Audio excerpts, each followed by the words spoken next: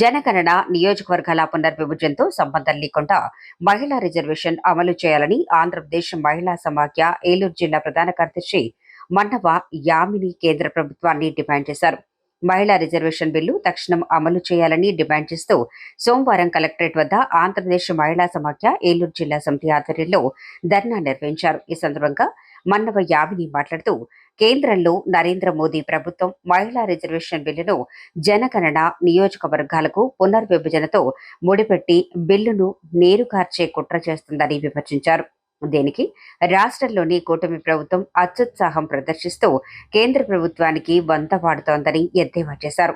జనాభాలో సగభాగం ఉన్న మహిళలను చట్టసభలకు పంపి నిర్ణయాధికారంలో భాగస్వామ్యం లేకుండా దూరం చేయటం ప్రజాస్వామ్యానికి గొడ్డలు పెట్టు అని వ్యాఖ్యానించారు. ఈ కార్యక్రమంలో ఆంధ్రప్రదేశ్ మహిళా సమాఖ్య ఏలూరు జిల్లా వరక శ్యామల తదితరులు పాల్గొన్నారు. 2023లో పార్లమెంట్ సమావేశంలో మన మోడీ గారు అప్పటికప్పుడు మహిళలు ఏదో ఉద్ధరిస్తున్నట్లుగా 33% రిజర్వేషన్ వెంటనే ఇచ్చేస్తున్నాము అని చెప్పి ఎన్నో ప్రగల్భాలను పలికారు. కానీ ఇప్పటికీ కూడా అది ఖచ్చితంగా అమల్లోకి తీసుకురాలేదు. మాకు ఎటువంటి రిజర్వేషన్ ఇవ్వలేదు.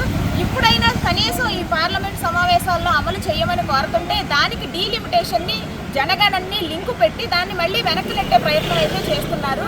ఖచ్చితంగా మీరు మహిళలను ఉద్ధరించాలి, మహిళల్ని రిజర్వేషన్ అమలు చేయాలి అన్న మంచి బుద్ధితో కనుక మీరుంటే తక్షణమే ఇటువంటి లింకులు ఏమీ లేకుండా డైరెక్ట్గా అమలు చేయండి. ఎందుకంటే మీరు ఇచ్చిన హామీలను మీరే నెరవేర్చుకోలేని విధంగా మన మోడీ గారు ఉన్నారు. ఖచ్చితంగా కూడా మేము దీన్ని ఒప్పుకోము. అలాగే దీనికి సంబంధించి ప్రతి జిల్లాలోని కూడా ఈ సంతకాల సేకరణ అనేది జరిగింది. 11వ తారీఖున పోస్ట్ ఆఫీస్ దగ్గర రక్తపు వేలి ముద్రలతో మన రాష్ట్రపతి గారికి అలాగే మన మోడీ గారికి ఈ 33% రిజర్వేషన్ వెంటనే అమలు చేయాలని చెప్పి మేము వాళ్ళకి పోస్ట్ కార్డుల ద్వారా సమాచారాన్ని అయితే పంపించడం జరుగుతుంది. అదేవిధంగా 20 తారీఖు నుంచి పార్లమెంట్ సమావేశాలు స్టార్ట్ అవనున్నాయి. కాబట్టి ఆ సమావేశాల రోజునే ఢిల్లీలో జంతర్ మంతర్ దగ్గర దేశవ్యాప్తంగా మహిళా సమైక్య తరఫున ఆంధ్రప్రదేశ్ మహిళా సమైక్య భారత జాతీయ మహిళా సమైక్య తరఫున దేశవ్యాప్తంగా నిరసన కార్యక్రమం అనేది ధర్నా కార్యక్రమం అనేది అక్కడ నిర్వహించడం జరుగుతుంది.